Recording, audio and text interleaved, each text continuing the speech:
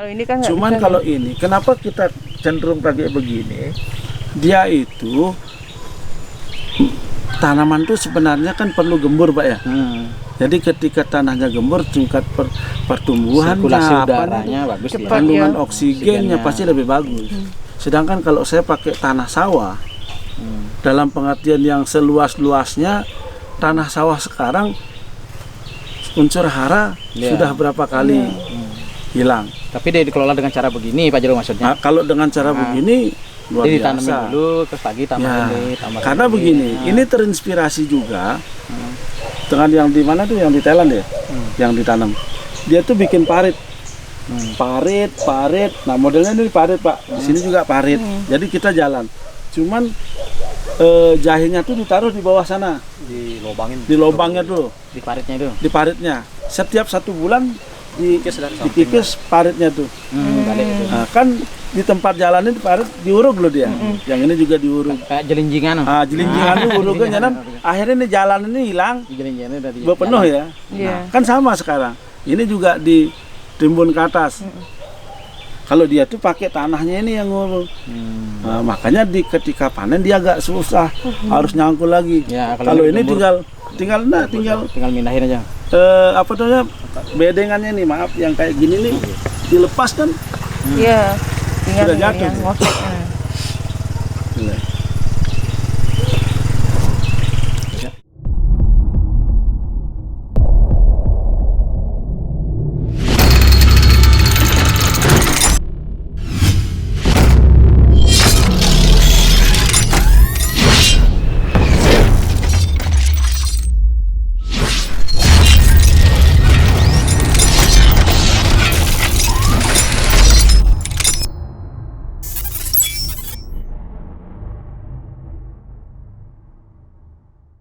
Jadi ada banyak cerita, ada banyak suka duka di sana.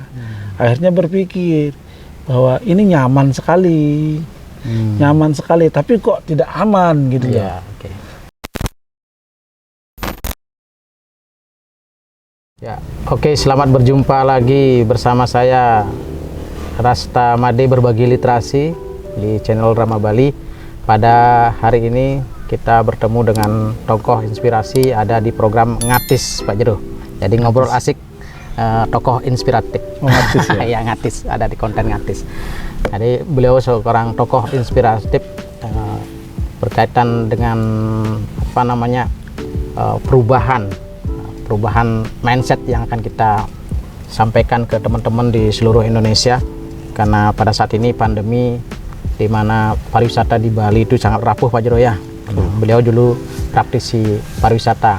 Nah, kita ingin berbincang-bincang dengan Pak Jero Wayan Arsana. Ini ada di rumah beliau. Gimana Pak Jero? Dia panggil Pak Jero aja ya? Ya. Apa saja bebas, gampang. Kesan-kesannya selama ini dari transfer lah ceritanya, dari Transformasi ya. transformasi dari seorang praktisi di perhotelan kemudian ke petani. Nah, coba diceritakan dulu sedikit ke pemirsa kita, kalau di perhotelan dulu sampai gimana gininya. Oh ya, terima kasih Pak sebelumnya. Jadi saya di sini mencoba untuk flashback dulu sedikit tentang awal dari saya sampai di titik ini. Saya dulu sempat mengenyam dari setelah sekolah menengah atas, saya sempat mengenyam pendidikan di diploma sebagai seorang tukang masak. Saat itu begitu mudah cari pekerjaan ya, langsung kerja di perhotelan dengan ambisi semuanya, sampai akhirnya saya melakoni profesi sebagai tukang masak hampir lebih dari 10 tahun. 10 tahun saat itu akhirnya saya punya kesempatan untuk mencari pekerjaan di kapal pesiar lah. Kapal pesiar yang menurut saya saat itu menjadi sedang lagi booming-boomingnya. Jadi dengan segala alasan lah mereka ke kapal pesiar kan, dari berbagai bentuk dan macam alasan kenapa mereka harus ke sana, dan salah satunya saya juga sampai di sana. Akhirnya di sana juga hampir 10 tahun lebih saya di sana. Lumayan banyak. Jadi ada banyak cerita, ada banyak suka duka di sana. akhirnya berpikir bahwa ini nyaman sekali, tapi kok tidak aman gitu ya. Akhirnya kok berpikir saya kok tidak aman ini. Apa mungkin saya terus-terusan di laut? Akhirnya mulai mencoba. Jadi pulang dari sana ya hampir seperti orang tidak ngerti apa-apa. Akhirnya banyak peluang. Saya juga sempat ngajar. Jadi instruktur juga. Saya ngajar sebagai seorang instruktur lebih dari hampir 6 tahun. Wih, berarti 10 tahun selaku chef di kapal pesiar. Di awal dulu jadi kru biasa, akhirnya jadi ya di levelan untuk jadi tukang masak lah, sebagai kategori chef lah. Kemudian pulang jadi instruktur. Tapi masih di dunia pariwisata. Di pariwisata saya memiliki usaha. Saya punya restoran. Akhirnya saya ngajar dan sering pulang. Ada kecenderungan untuk merasa ingin menikmati hidup tapi bisa hidup. Ya naluri ngajar kan masih tetap ada. Sampai akhirnya punya cita-cita seperti yang saya sampaikan sebelumnya, ingin memiliki suatu transformasi ke anak-anak atau orang-orang muda bahwa petani itu menyenangkan. Ya. Berarti hebatnya di sana. Ada titik balik itu berarti. Ya, titik balik saya di sana. Titik baliknya dari bekerja sebagai chef di pariwisata, itu kan. Kemudian sempat jadi instruktur juga, bahkan menjadi seorang asesor itu ya ceritanya. Saya sebagai asesor dan sampai saat ini juga masih. Jadi BNSP saya lama untuk proyek nasional saya ambil itu juga 2 tahun lebih. Jadi zaman-zamannya sertifikasi untuk Masyarakat Ekonomi Asia (MEA) ya. Masyarakat Ekonomi Asia. Saya sempat keliling juga sampai Ambon, sampai di Raja Ampat. Wah, hebat, luar biasa. Jadi asesor. Sebagai asesor nasional yang sudah sempat lintas provinsi untuk culinary itu ya. Luar biasa jadi pengalaman beliau kalau di pariwisata. Tapi kenapa kok tiba-tiba ngambil inisiatif titik balik menjadi seorang petani, bahkan sekarang beliaunya terkenal sebagai petani jahe yang sukses. Nah, kalau di Buleleng disebut sobean itu, orang yang berani diadu. Nah, itu artinya begini, kita ukuran sukses kan relatif, Pak. Ukuran sukses kan relatif. Ya, buat saya mungkin hari ini saya sukses, tapi buat orang lain belum ada apa-apanya. Dan saya sekali lagi karena standar suksesnya berbeda. Tapi setidaknya kan ya paling tidak sukses untuk diri sendiri kan begitu ya. Jadi dulunya belum tidak bisa bangun siang, sekarang bisa bangun siang karena sudah tidak ada. Jadi sesuatu berjalan semua. Dan jadi dulu kalau di perhotelan nggak bisa bangun siang. Nggak bisa. harus bangun siang dan itu komitmen. Harus bangun pagi bangun pagi itu komitmen. Dan itulah nilainya. Karena bekerja pada orang kan itu kan. Nilainya kan di sana. Dan itu tidak salah. Sepanjang timingnya tepat, suatu hari fase ini sudah selesai, saya harus di fase di mana saya boleh bangun siang dong. Tidak selalu harus di sana. Berarti titik baliknya itu ingin bangun siang. Jadi seperti begitu, ingin nikmati hidup lah. Dan sekarang seperti halnya sekarang, saya bisa menginspirasi. Paling tidak saya bisa membuat orang untuk berpikir atau mempunyai mimpi. Betul. Itu saja. Masalah dia tuh akan melakukan atau tidak. Tetapi ketika saya sampaikan atau dia melihat saya suatu hari mungkin ada di program yang kebenaran ngesut saya dan mereka akan bisa bermimpi, oh ternyata ada peluang yang menarik. Betul. Makanya sekarang kita ada di Ngatis istilahnya kan, ngobrol asik tentang tokoh inspirasi. Jadi di sana Pak Jero Wayan ini bisa menginspirasi nih bahkan untuk petani-petani yang di seluruh Indonesia. Beliau sendiri seorang praktisi di pariwisata yang sekarang akil balik ya ceritanya menjadi seorang petani jahe. Nah, bisa kita fokus nih ceritanya tentang petani jahe. Kalau jahe. Jahe ini ada awalnya. Ini jahe apa nih? Ini jahe merah. Jahe merah saya juga baru mulai dan saya sangat yakin tentang hasilnya.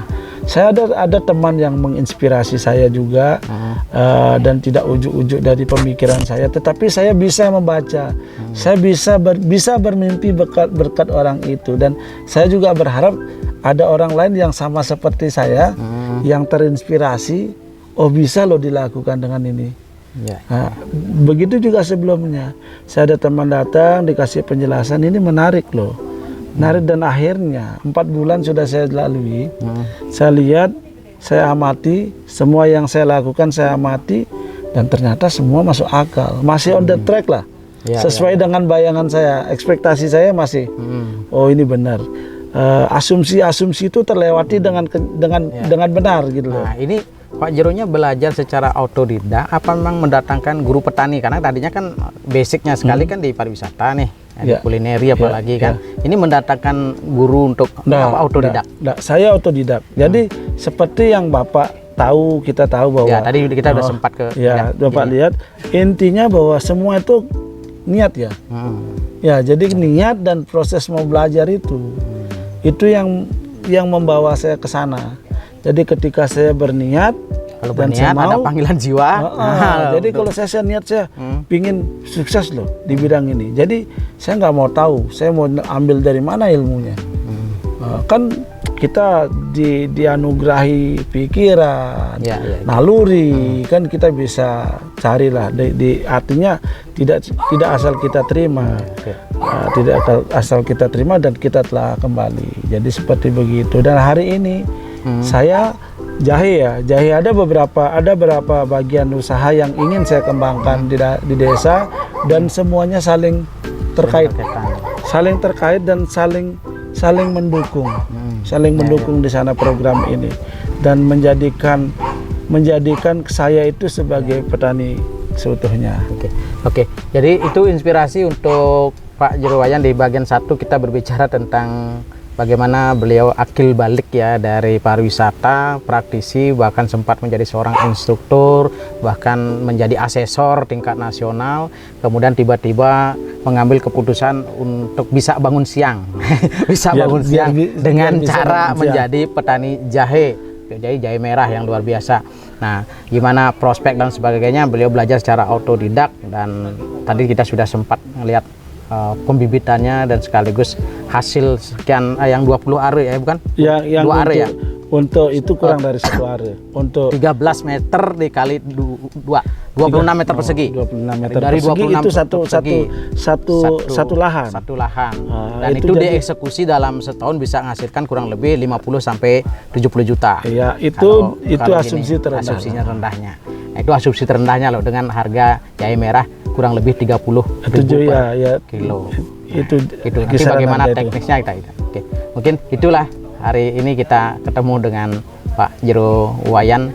Jadi luar biasa, bisa menginspirasi kita di program Ngatis. Kita jumpa sebentar lagi di acara Ngatis berikutnya, karena beliau ternyata banyak yang dikembangkan dan itu tidak sendirian, tapi beliau betul-betul menjadi seorang yang gimana rahasianya bisa bangun siang tapi ngasilin uang jutaan.